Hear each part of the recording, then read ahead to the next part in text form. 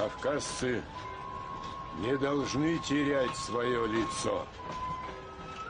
Слышал когда-нибудь о Кериме? Горец Керим был пастухом.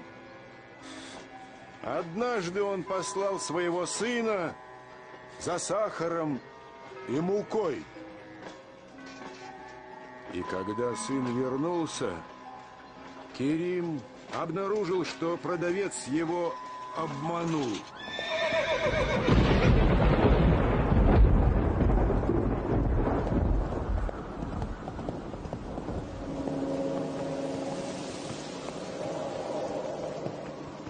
Ахача! Замизлу худжва! Ахача!